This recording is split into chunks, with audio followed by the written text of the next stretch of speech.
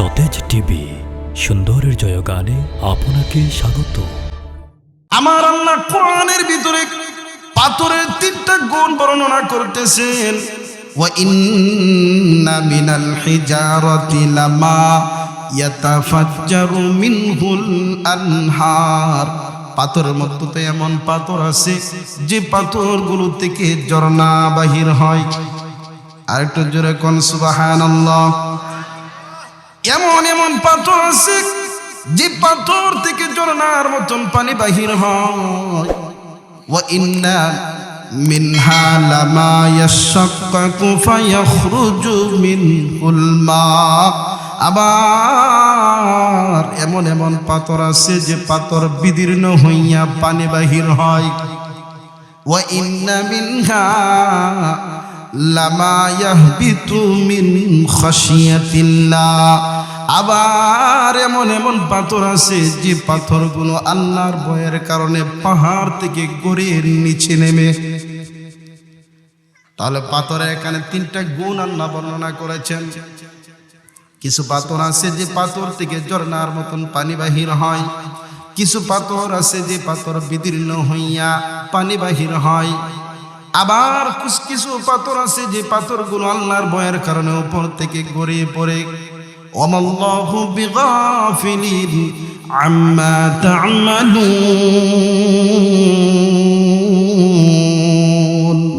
তোমরা মনে করিও না তোমাদের কাজ সম্বন্ধে আমার আল্লাহ গাফিল, আল্লাহ বেখবর। আল্লাহ বেখবর না। গোটা পৃথিবীর যা মানুষ যা কিছু করে সবকিছু আল্লাহর সামনে উপস্থিত। বিসমিল্লাহির রহমানির রহিম। لو أنزلنا هذا القرآن على جبل لرأيته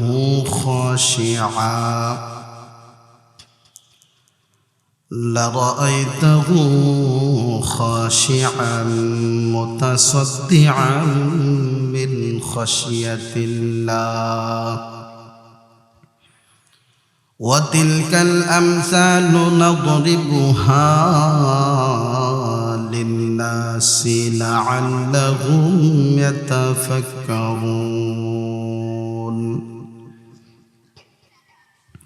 بارك الله لنا ولكم في القرآن العظيم ونفعنا وإياكم بالآيات والذكر الحكيم. وقال سيدنا رسول الله صلى الله عليه وسلم: من قرأ حرفا من كتاب الله فله به حسنة والحسنة بعشر أمثالها. ولا أقول ألف لام ميم حرف، بل ألف حرف ولام حرف وميم حرف، أو كما قال النبي عليه الصلاة والسلام. আল্লাহ রাব্বুল আলামিন বলেন, লাউ আনজালনা হাযাল কুরআনা আলা জাবালিন, আমি এই কোরআন যদি পাহাড়ের উপর নাজিল করতাম তাহলে তোমরা দেখতে পেতে সে পাহাড় টুকরো বিটুকরো হয়ে যাইত, পাহাড় চৌচির হয়ে যাইত। কোরআনের এত আজমত, এত ভার, এত দামি কোরআন। এ কোরআন যদি আমি পাহাড়ের উপর নাজিল করতাম পাহাড় চৌচির হয়ে যাইত, পাহাড় টুকরো বিটুকরো হয়ে যাইত। লারাআইতাহু খাশিআন মুতাসাদ্দিআন মিন খাশিয়াতিল্লাহ, আল্লাহর ভয়ের কারণে সে পাহাড় ধ্বংস হয়ে যাইত। তাহলে কোরআন কত আজমতওয়ালা, কত ভারী জিনিস।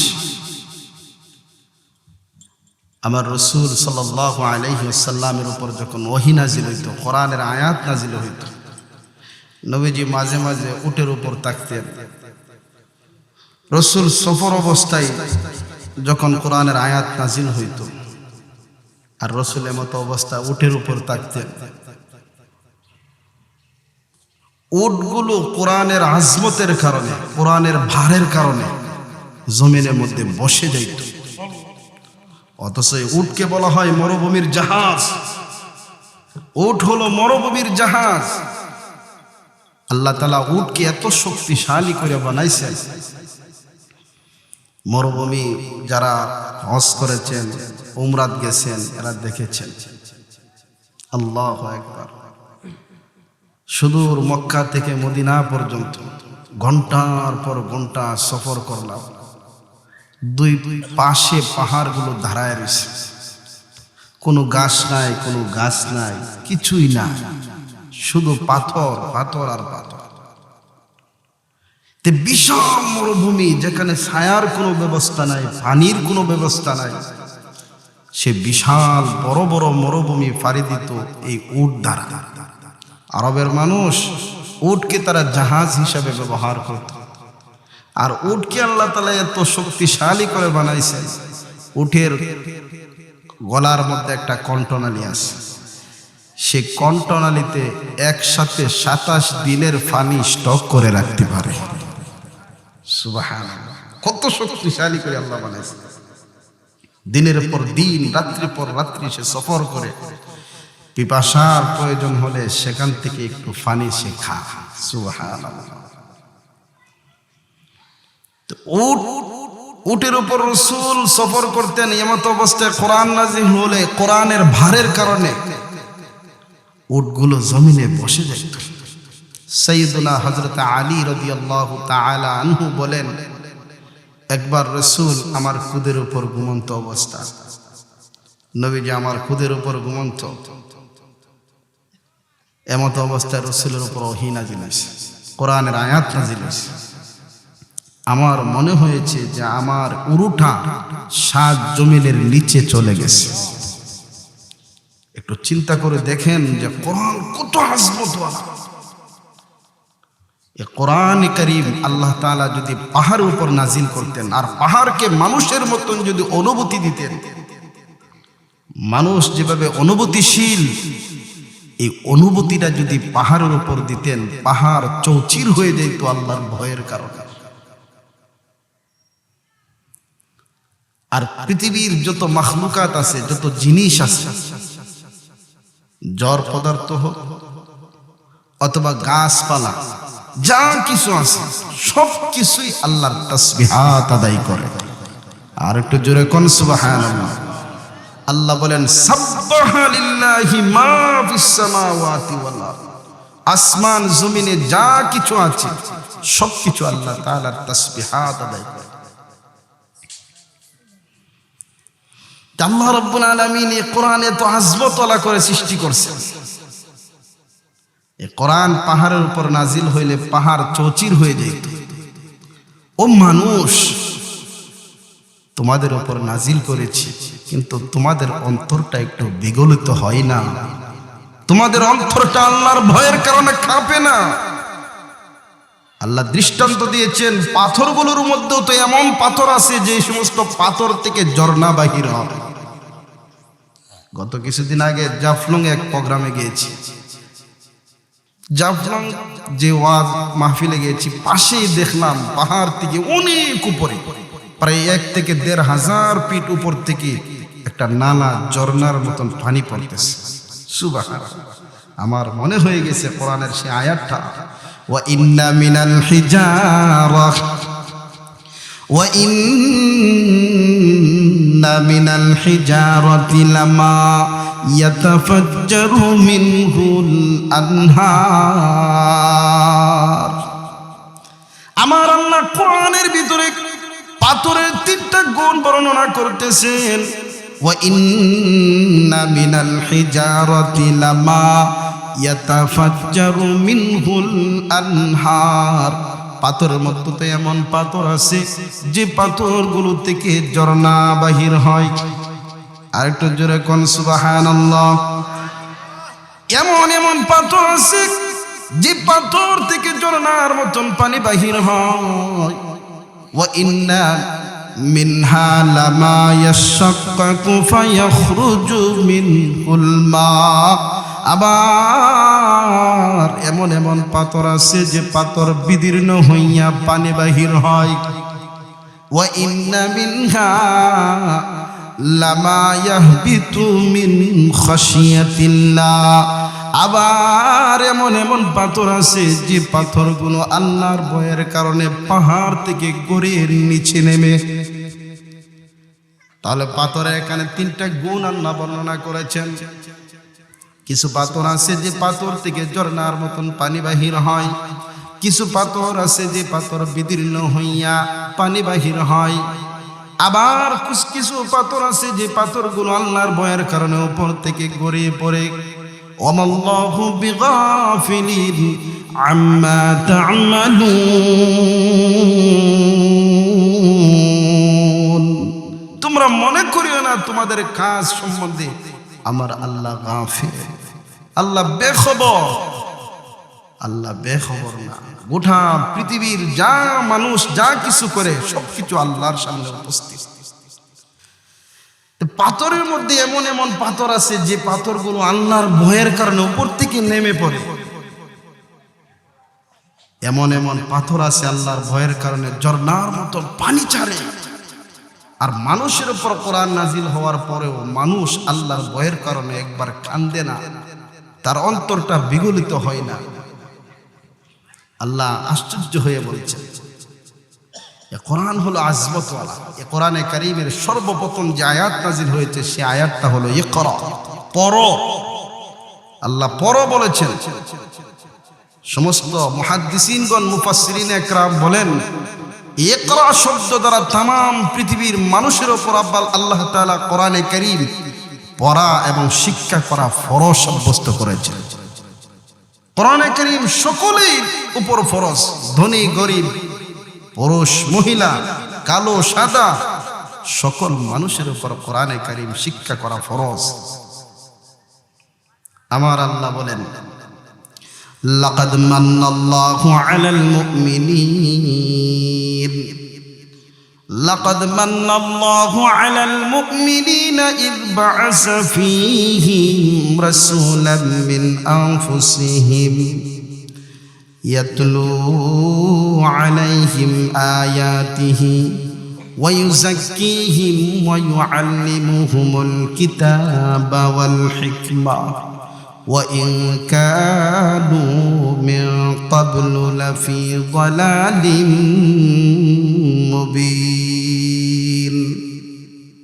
আল্লাহ বলেন আমি আমার রাসূলকে বন্ধুকে পৃথিবীতে প্রেরণ করে মানব জাতির উপর ইহসান করেছি, অনুগ্রহ করেছি। লাকাদ মান্নাল্লাহু আলাল মুমিনিন, আমি মুমিন জাতির উপর অনুগ্রহ করেছি।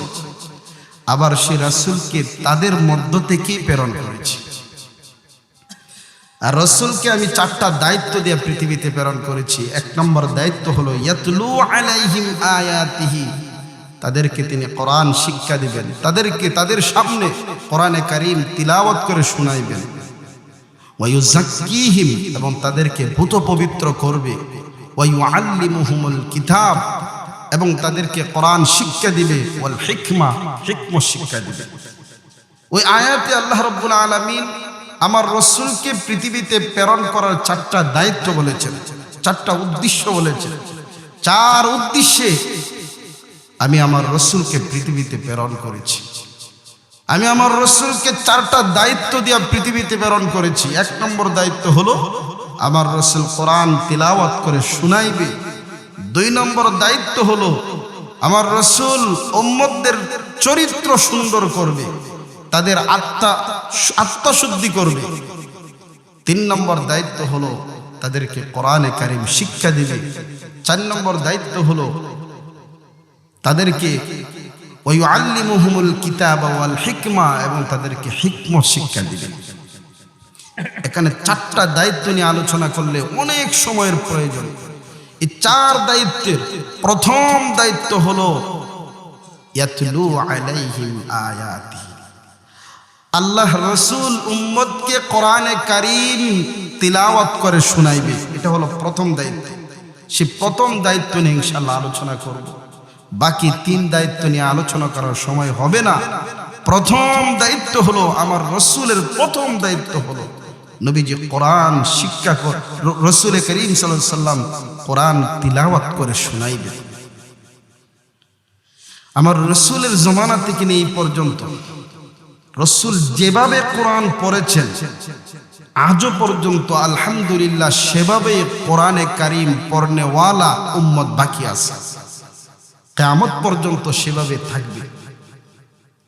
রসুলের জমানায় যেভাবে কাফ উচ্চারিত হয়েছিল, নবীজি কাফ যেভাবে উচ্চারণ করে সাহাবায়ে কেরামকে শিক্ষা দিয়েছেন, আজও সেভাবেই উম্মতরা কাফ উচ্চারণ করে। আমেরিকার মানুষও কাফ উচ্চারণ সেভাবেই করে, বাংলাদেশের মানুষও কাফ উচ্চারণ সেভাবেই করে। অথচ পৃথিবীতে অনেক ভাষা আছে, আপনি সেই ভাষার দিকে একটু লক্ষ্য করে দেখেন, এক দেশের ভাষার সাথে অন্য দেশের ভাষার মিল নাই। ইংরেজি ভাষা, এক ইংরেজি ভাষার মধ্যে কত হাজার বেমিল। আমরা বাংলা ভাষা কথা বলি, প্রতি 3 কিলোমিটার পর পরই বাংলা ভাষার মানুষের মধ্যে ভাষাগতভাবে সমস্যা। 3 কিলোমিটার পর পরই একজনের ভাষার সাথে অন্যজনের ভাষার মধ্যে বেমিল হয়ে যায়। কিন্তু কোরআনে কারীমের প্রত্যেকটা অক্ষর, প্রত্যেকটা শব্দ রসুল যেভাবে তিনি উচ্চারণ করে উম্মতকে শিক্ষা দিয়েছেন, আজও পর্যন্ত সেভাবে অক্ষত অবস্থা আছে। এটা হলো আমার রসুলের জিন্দা মুআজিজা। কোন সুবহানাল্লাহ। প্রথম দায়িত্ব, নবীজি কোরআন শিক্ষা, কোরআনে কারীম তিলাওয়াত করে শোনাইবেন। রাসূল করিম সাল্লাল্লাহু আলাইহি ওয়াসাল্লাম যখন কোরআনে কারীম তিলাওয়াত করতেন, আল্লাহু আকবার, গোপনে গোপনে কাফের বেঈমানরাও সে কোরআনে কারীম শুনতো। নবীজির কোরআন তেলাওয়াত এত মধুর আছে, অথচ মক্কার মধ্যে ফরমান জারি করেছে যে সাবধান, মুহাম্মাদের দরবারে গিয়ে কেউ কোরআন শুনবা না, কারণ মুহাম্মাদের দরবারে গেলেই মানুষ মুসলমান হয়ে যায়। মুহাম্মাদের দরবারে গিয়ে কেউ কোরআন শুনতে পারবে না। আবু জেহেল, উতবা, শাইবা এরা ফরমান জারি করেছে, যেই যাবে তার শাস্তি হবে। একটু লক্ষ্য করে দেখুন, ইতিহাস সাক্ষী, রাত্রে গভীর হয়ে যাইত, আবু জেহেল, উতবা, শাইবা, আখনাস ইবনে শুরাইক, আবু সুফিয়ান গোপনে গোপনে গিয়া আমার নবীজির ঘরের পিছনে কান লাগায়া কোরআন শুনতো। আর একটু জোরে কোন সুবহানাল্লাহ। আবু জেহেল, উতবা, শাইবা ফরমান জারি করেছে, সাবধান, মুহাম্মাদের দরবারে গিয়া কোরআন শোনা যাবে না। অথচ নিজেরা গিয়া কোরআনে কারীমের তিলাওয়াত শুনতো, গোপনে গোপনে কান লাগায়া কোরআনে কারীমের তিলাওয়াত শুনতো, প্রতিদিন তিলাওয়াত শুনতো। আর আমার রাসূল কোরআনে কারীম রাত্রিবেলা মধুর মতন তিলাওয়াত করতেন। নবীজি কোরআনে কারীম তিলাওয়াত করতেন, নামাজের মধ্যেও তিলাওয়াত করতেন। সাহাবায়ে কেরাম বলেন, এত লম্বা লম্বা কিরাতের সাথে আমার রাসূল নামাজ পড়তেন, আমরা মনে মনে ভাবতাম নবীজি মনে হয় রুকুতে যাবেন না। আবার রুকু গেলে আমরা ভাবতাম মনে হয় রুকু থেকে উঠবেন না। রুকু থেকে ওঠার পর সিজদায় যাওয়ার পর আমরা মনে মনে ভাবতাম আল্লাহর রাসূল মনে হয় সিজদার মধ্যে সারা রাত্র কাটায় দিবেন। এত লম্বা লম্বা সিজদা করতেন।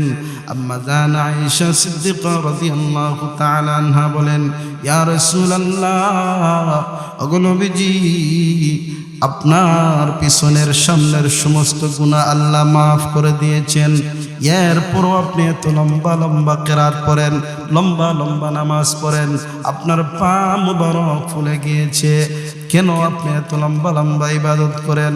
আল্লাহর নবী, বিশ্ব নবী রাহমাতুল লিল আলামিন বলেন, আয়েশা, তুমি কি চাও না আমি আল্লাহ তাআলার শুকরগুজার বান্দা হব? আফালা আনাকুন তাকুনা আবদান শাকুরা, তুমি কি চাও না আমি আবদে শাকুর হব, আল্লাহর কৃতজ্ঞ বান্দা হব? এটা কি তুমি চাও না? আল্লাহর নবী বিশ্ব নবী নামাজের মধ্যে লম্বা লম্বা সূরা দিয়ে নামাজ পড়তেন, কিরাত পড়তেন। নবীজির সাহাবায়ে কিরাম তিলাওয়াত করতেন, রাত্র কাটায় দিতেন তিলাওয়াতের জন্য। দিনের বেলায় আল্লাহর রাসূল অনেক সাহাবায়ে কিরামের প্রশংসা করতেন। একদা মসজিদে নববীতে আল্লাহর নবী বলেন, আমি দিনের বেলায় আনসারীর বাড়িগুলো চিনি না, তবে রাত্রির বেলায় কোন আনসারের কোন বাড়িটা আমি চিনি, কারণ রাত্রি বেলায় ওই সমস্ত সাহাবায়ে কিরাম কোরআনের তিলাওয়াত করে আমি রাসূল কান লাগায়া তাদের কোরআনের তিলাওয়াত শুনি। আবু মুসা আশআরী রাদিয়াল্লাহু তাআলা আনহুকে বলেন, ও আবু মুসা, গতকালকে রাত্রে আমি দীর্ঘ সময় তোমার ঘরের পিছনে গিয়ে আমি কোরআন তেলাওয়াত শুনেছি। আবু মুসা আশআরী রাদিয়াল্লাহু তাআলা আনহু বলেন, ইয়া রাসূলুল্লাহ, ওগো নবীজি, আপনি আমার ঘরের পাশে দাঁড়ায় কোরআন তেলাওয়াত করে শুনেছেন। এটা যদি আমি জানতাম তাহলে তো আর একটু মধুরভাবে তিলাওয়াত করতাম। খুশিতে আবু মুসা আশআরী রাদিয়াল্লাহু আনহু কান্না আরম্ভ করে দিয়েছেন। আল্লাহর নবী বিশ্ব নবী একদা আব্দুল্লাহ ইবনে মাসউদ রাদিয়াল্লাহু তাআলা আনহুকে বলেন, ও আব্দুল্লাহ ইবনে মাসউদ, আমাকে কোরআনে কারীম পড়ে শোনাও। আব্দুল্লাহ ইবনে মাসউদ রাদিয়াল্লাহু তাআলা আনহু বলেন, ইয়া রাসূলুল্লাহ, আপনার উপর কোরআন নাজিল হয়, আপনি হলেন কোরআন ওয়ালা, আপনাকে আমি কোরআনে কারীম কি শোনাইব?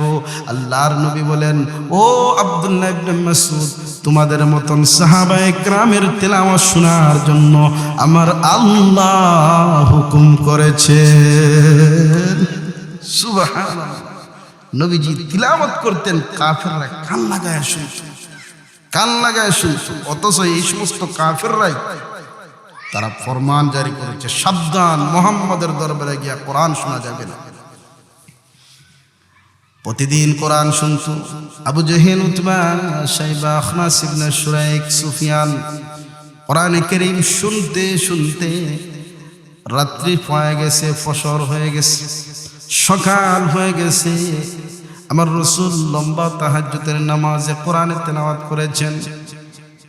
সকলে এই সকালের সময় নবীজির ঘর থেকে কোরআন তেলাওয়াত শুনিয়া নিজেদের ঘরের দিকে রওনা করেছে।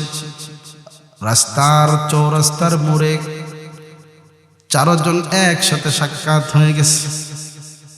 আবু জেহেল লক্ষ্য করে বলে, উতবা কোত্থেকে আসছো? উতবা বলে, আমি তো আসছিলাম পরীক্ষা করার জন্য কে মুহাম্মাদের দরবারে আসে কোরআন শোনার জন্য, এটা দেখার জন্য। তুমি কোত্থেকে আসছো? আমিও তো পরীক্ষা করার জন্য আসছিলাম, কে আসে মুহাম্মাদের দরবারে কোরআন শোনার জন্য। আবু সুফিয়ান, তুমি কোত্থেকে আসছো?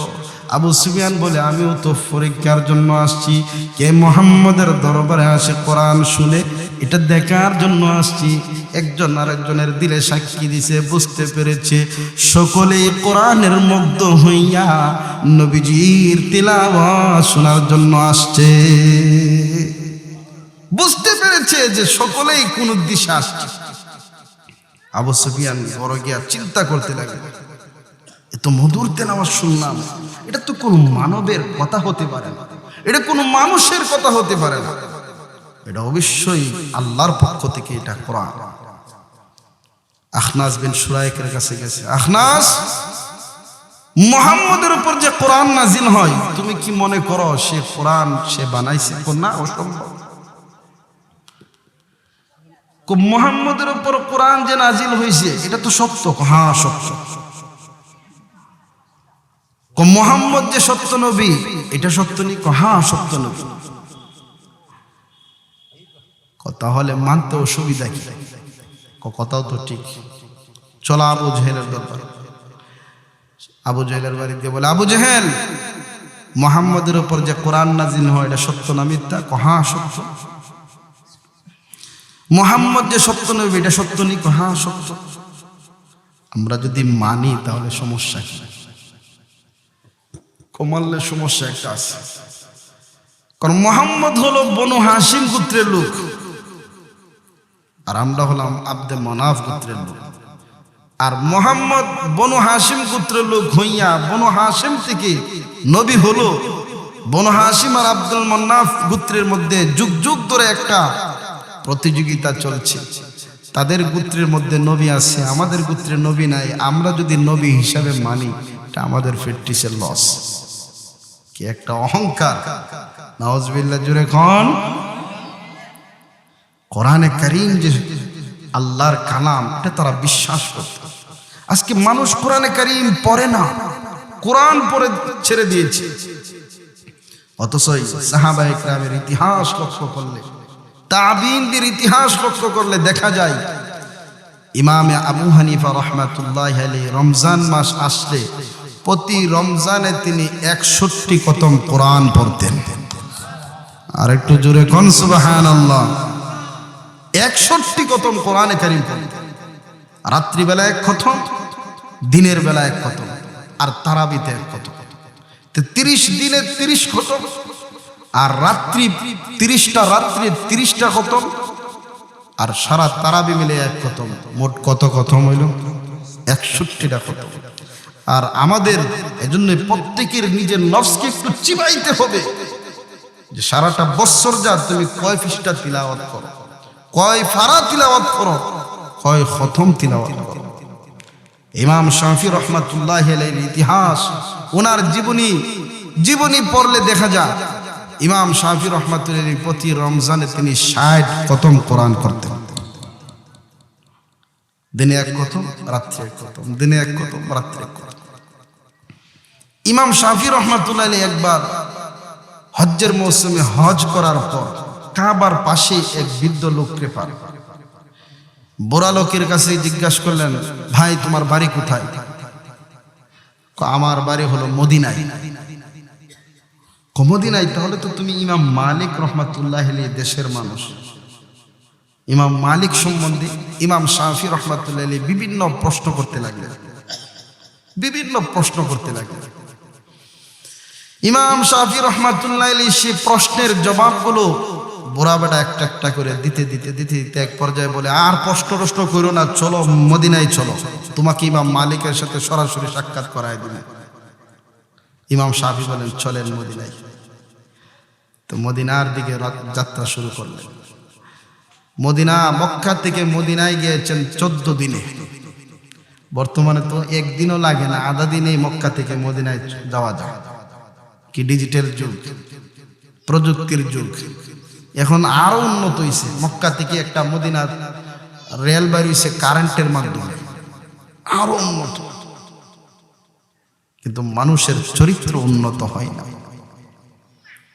যুগ পরিবর্তন হইতেছে, জমানা ডিজিটাল হইতেছে, প্রযুক্তি উন্নত প্রযুক্তি হইতেছে, কিন্তু মানুষের চরিত্র উন্নত হয় না। 14 দিনে তিনি মদিনাত গেলেন। রাস্তায় 14 দিনে তিনি 14 খতম কোরআনে কারীম পড়েছেন। রাস্তায়। আল্লাহু আকবার। ইব্রাহিম নাখী রাহমাতুল্লাহি প্রতি 7 দিনে 1 খতম পড়তেন। ইমাম কাতাদা রাহমাতুল্লাহি বড় মুফাসসির ছিলেন। এত ব্যস্ততার ভিতরে 7 দিনে 1 খতম। রমজান আসলে 3 দিনে 1 খতম।